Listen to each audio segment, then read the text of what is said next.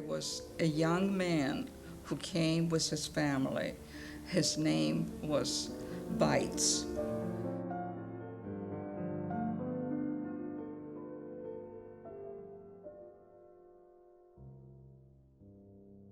The Beitz family was the young man who came to Borislav in 1941 to manage the economic corporate life of the Beskiden Erdölgesellschaft or Karpaten Erdölgesellschaft.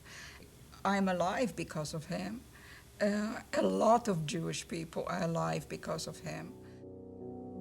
Mr. Beitz became Chief Administrative Officer of the drilling inspection activity in Borislav for the Carpathian Oil Company. He was the Chief Administrative and Finance Officer. Among other things, he was responsible for the company's so-called Jewish labor force. It is clear that at first he didn't realize what was happening to the Jews of Borislav.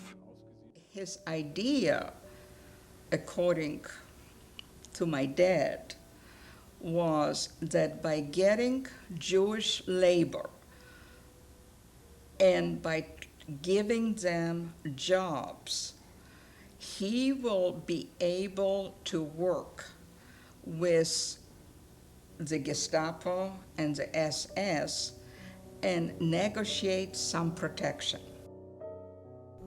Given the abilities and knowledge of the industry, my father was among very few, a handful of men who worked in the office of the headquarters of the petroleum industry, Beskiden Gesellschaft.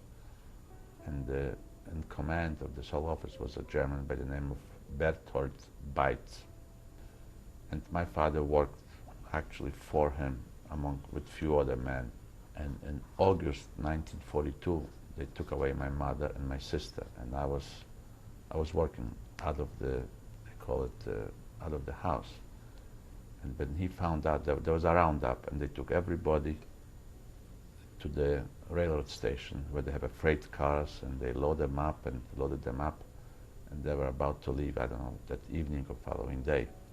And my father found out. He and another man was an engineer, the Engelberg was his name. His daughter was also taken away. So they both begged this Beitz if he could do something. So finally they convinced him. So he got into the car and he went to the railroad station. Now, there was a noise, of course, and screams and yellings, and he knocks on every freight car and he yells the name Klinghoffer Engelberg. Klinghoffer was the name of my sister, my mother, and Engelberg. And finally in one of this car, the doors open, and that is my mother and my sister. So they grabbed my sister, and as she was pulling my mother, that SS-man shoved the door and pushed my mother back. And that was the last of my mother. So my sister, then he went to another car, and he picked up this girl, Engelberg, and the two of them survived.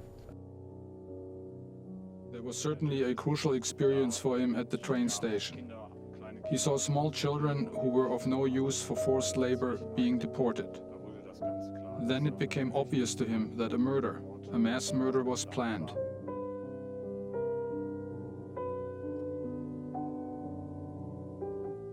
כשעבדנו שמה, יצאנו בבוקר מהבית כדי להגיע לווילה שלו, וכך יצאה גברת בייץ, צעירה, נחמדה, בלונדית כזו, גרמניה, ועם ילדה על הידיים, ואמרה לי, Sie haben schon gefrühstückt?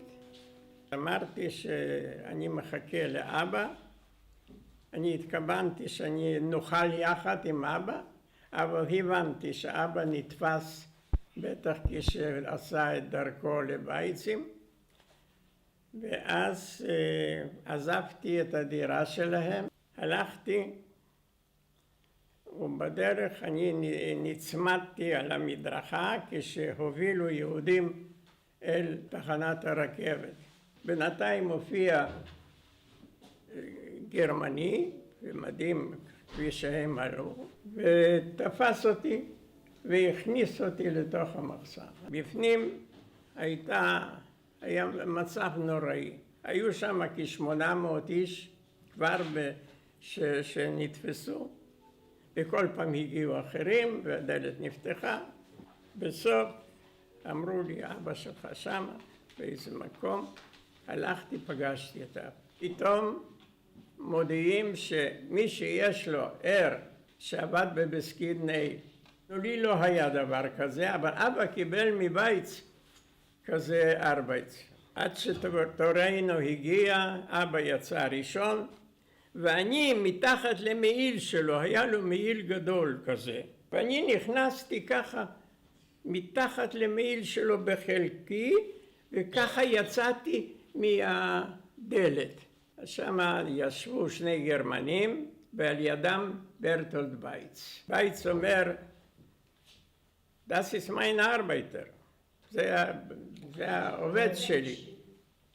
אז אבל אומר לו הקצין הגרמני, אין, הוא איננו, ist nicht in Liste.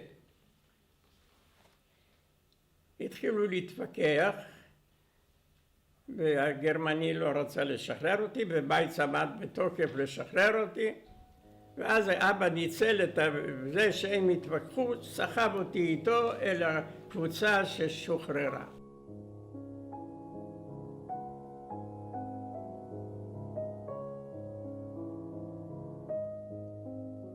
My mother decided in that time, let's run into the fields and find a hiding place in a field. We ran out, the three of us, and we did run.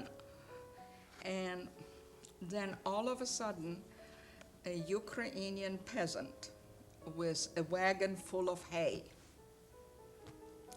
came into the field. He recognized my mother. He started shouting, Pani Shorova, that was Mrs. Shore. There was really no place to hide. It was a field. He put my mother, me, and my sister on a wagon, and he brought us to Colosseum, which was a movie before the war. We knew one good thing, that my dad knew that we were caught.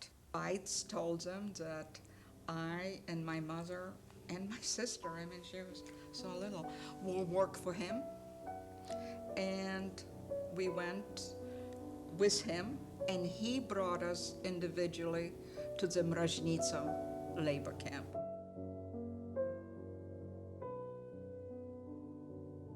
בן דוד של אבי, ששמו היה גוסטף רוס, משפחה ידועה של אנשי מצלמות וצלמים. הוא גם כן עשה אלבום למשפחת בייץ. הוא סידר לי דרך בייץ ניירות, ואז בניירות הופעתי יותר מבוגר, 4 שנים, וכמובן מקום עבודה היה לי, עבדתי שם באופן רסמי, מקום בלתי רסמי גם כן כאילו עבדתי, וכך ניצלתי במשך סוף 42 עד 43 וכמה מחברים שלי. גרנו בגטו ביחד עם עוד 7-8 משפחות בדוח הקרב. ליד ביתי היה גר נער בגילי בשם לודוויג היס ביחד עם הוריו. גם הוא כמוני נחשב לבלתי לגלי, מאחר ולא צוידנו באות R שהבטיחה הגנה זמנית מפני משלוח למחנה המוות. בקיץ 1943 שמענו מאוחר בלילה צעקות בגרמנית ובאוקראינית שהלכו וקרבו למסתור בו לנו. מיד נפרץ לוח אחד של המסתור, ולאור הפנסים של המחפשים התגלנו. הוא הוביל אותנו לקומה השנייה, שם הוכנסנו לחדרו של מפקד המשטרה. הוא חקר אותנו תוך הבטחה שסופנו יהיה כמו של כל יתר היהודים. באותו הרגע התערב המתרגם ואמר בפולנית, אתם משוחררים ורוצו מיד למשרדו של הדירקטור בייץ. לודוויג ואני נקראנו לחדרו של מר בייץ, ששאל לשלומנו ואמר שהוא שמח שהצליח להוציא אותנו מבור ההריגה. באותו מעמד הורה למזכירתו להעניק לשנינו תג R, ובכך להציל אותנו ממוות בטוח.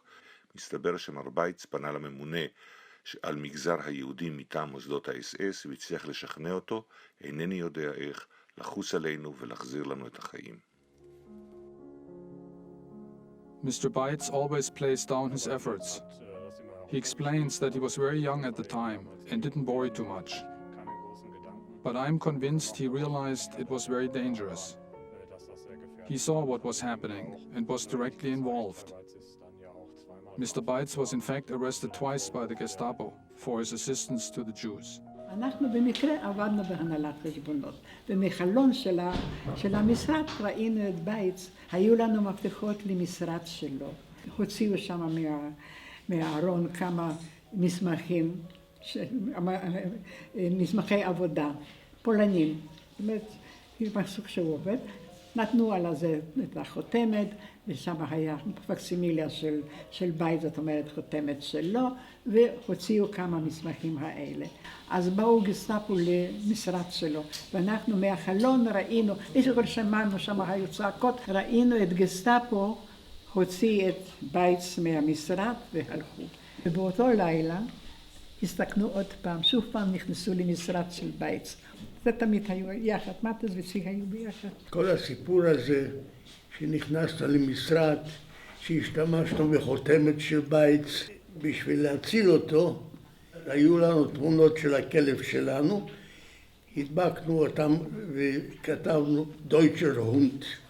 זהו הציל אותו. כשמחר באו, מצאו את התמונות על השולחן, את המסמכים על השולחן, ואז הבינו בייץ היה בבית הסוהר, ידענו שזה לא עבודה של בייץ.